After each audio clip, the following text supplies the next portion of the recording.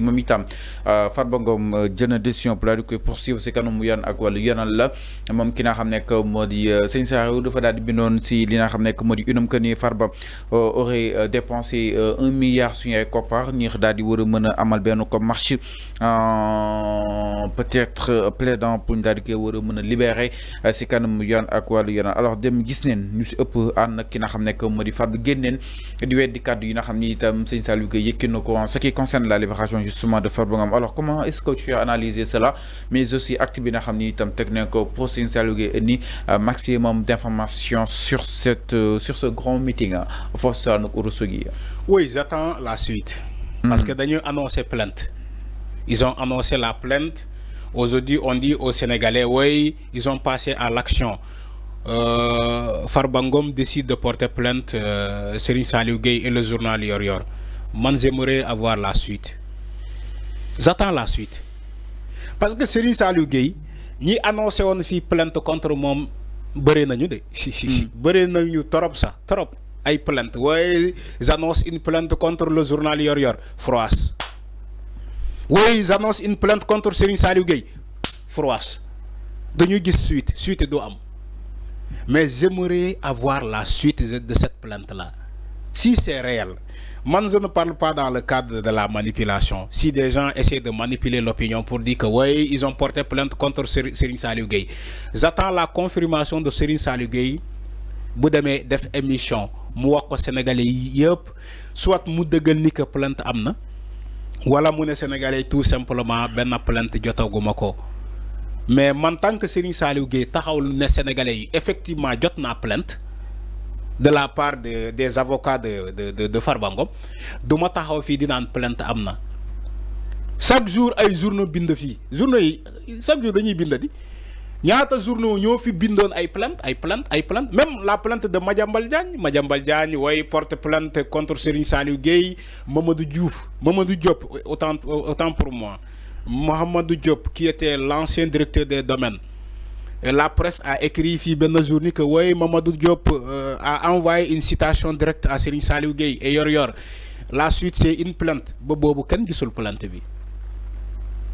Ba légui ken gisul la plainte de Mamadou Gueye. Ba légui ken gisul la plainte de Madiambal Diagne contre Serigne Saliou Gueye, le journal Yor Yor.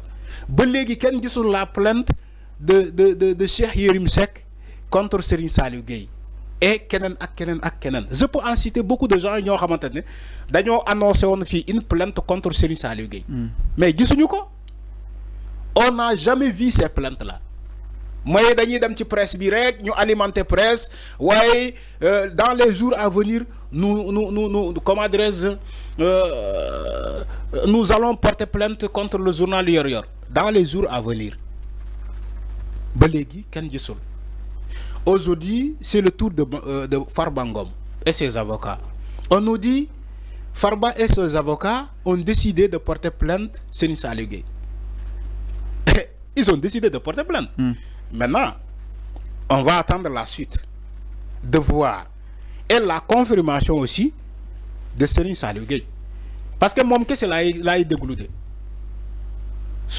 Moi, qu'est-ce que l'a dégoulé? Pour me confirmer Sénégalais que jot na plainte bi envoyé nañu ma plainte bi déchargé naa ko ni que damay dem wéy ji bés sangam ni que Farba Ngom moo porté plainte loolu lay xar mais leneen li may yokk dama ne à 99% wax naa ko démb.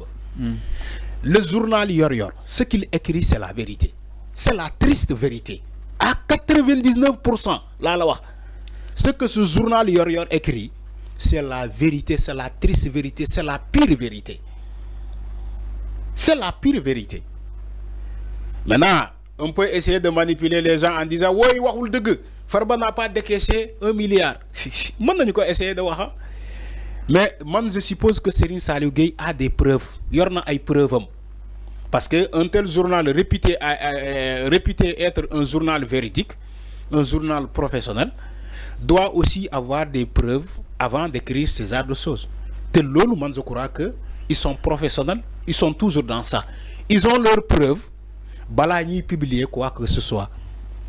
Moi, man, mangi xaar la suite de la plainte qui a été annoncée. Mangi xaar la suite. lii laay wax ngum ba keroog Serigne Saliou confirmé ni que jot naa plainte maay xaar loolu. xel xalaat na lu toll si benn milliard ñu jël ko di ko def si ay meeting exactement c'est-à-dire ak Farba kan fan la ko war a mën a dekkee si kan moo koy gérer xaalis bi fan la jóge entre autres am na loo xam ne quand même su ko xalaatee dem si à la profondeur mën nañ jàpp ne franchement que information bi peut-être pour mu wér amaan na ni donc Farba dina teg ay stratégie am concrètement. Fallou en matière de politique xel xalaat na lu ëpp loolu. Il s'agit de la politique. La manifestation, c'est de la politique. Il faut voir la manifestation qu'ils ont organisée à Matam, au Fouta. Mais c'est purement politique. C'est une manifestation politique. En matière de politique, hel khalat na lu ëpp loolu. Farba ci bopam ci politique dafa doon jël xaalis di ko sandi mën a nit ñi for leen. Ci politique, pour te dire qu'en matière de politique, les 1 milliard qu'ils ont annoncé, ce n'est rien du tout. Pour les politiciens là, c'est une philosophie. Nous n'y pour capter la masse, ils cherchent de l'électorat. Te électorat d'Aflen Djaral Lune. Tu me dis, oui, c'est vrai que tu peux le dire. Est-ce que Hel Khalat Nako, Hel Khalat Nalu Opololo? Selon les informations, ils ont dit simplement que ils ont décaissé 1 milliard. Mais je dis que est-ce que pour 1 milliard? Je dis est-ce que je pose la question, est-ce que pour 1 milliard de ce qu'ils ont dépensé sur la manifestation là, ou bien la marche là, il s'agit d'une marche politique. Maintenant, pour 100 milliards. Maintenant, donc, je ne dis pas que am na milliard. Dama ne mën na ko ëpp. Moo tax ma ne man damay xaar Serigne Saliou Gueye et la nouvelle plainte qui a été annoncée. Soit la confirmation de Serigne Saliou Gueye ou bien mané kon lolu amul man lolu lay xaar mais concernant xel xalaat na lolu effectivement xel xalaat na lu ëpp lolu parce que politiciens yi dañuy yak xaalis dañ koy yak parce que du xaalis buñu liggéey xaalis bi nga liggéey billahi même boy dépenser sa 50 francs ci boutique bi da ngay calculer parce que xaalis bobu yow ya ko liggéey avec la sueur de ton front mais xaalis bo liggéeyul mën nga ko dépenser ci lu la neex lu ñor nga jënd lu ñorul nga jënd lu ñor nga def lu ñorul nga def c'est ça les politiciens c'est comme ça qu'ils pensent et Farba lan lañ ko topé ay milliards lañ ko topé il dépense des milliards étant en prison fan la koy dépenser fan lay jaar mais fan lay jaar Farba a un conseiller financier fan lay jaar à moins que ñom ñu wax ñu fan lañuy jaar toutefois la vérité est révélée légui yow Farba qui est en prison comment il gère la dépense chez lui? Je te pose la même question. Il est en prison, tu crois qu'il ne peut pas dépenser de l'argent? Non, ça c'est se tromper. Le gars qui est en prison, il peut dépenser de l'argent. Il peut dire à Dieu, prends mes comptes, mes cartes. Les cartes sont là. Tu prends mes cartes, tu vas décaisser. Je ne dis pas que c'est Farba qui a décaissé. Je dis il peut. Parce qu'il peut. Mais il peut. Effectivement, il peut dépenser de l'argent en étant en prison. Ça se fait partout. Il y a des gens, en étant en prison, ils donnent la dépense chez eux. Parce que ils ont une carte. On dit la femme, demande compte kibi, compte banque bi. Voilà le mot de passe. Tu insères la carte, le guichet automatique. Tu tapes le code, tu reçois l'argent. Ou bien j'ai un conseiller financier, tu vas le voir, man ma la bolé ak mom mu jox la. Ça se fait partout. Maintenant, quand les gens veulent soutenir la thèse en disant que oui, Farba en étant en prison, comment il peut dépenser 1 milliard, vous comprenez pas comment le monde fonctionne? Vous comprenez pas comment le monde évolue? C'est révolu. Les gens ont progressé, la technologie a progressé, le système bancaire a progressé.